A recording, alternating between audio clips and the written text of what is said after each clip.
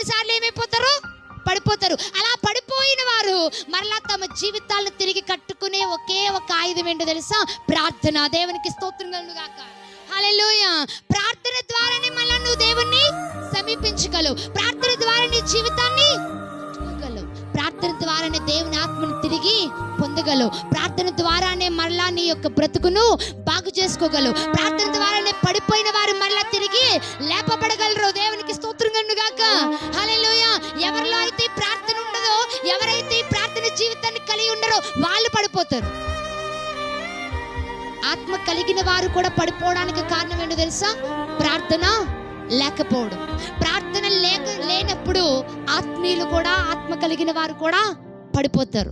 మరలా ప్రార్థనలో మరలా నువ్వు పుంజుకున్నప్పుడు మరలా నువ్వు కోల్పోయిన అభిషేకాన్ని తిరిగి పొందుకుంటావు. మరలా కోల్పోయిన ఆత్మను మరలా పొందుకుంటావు.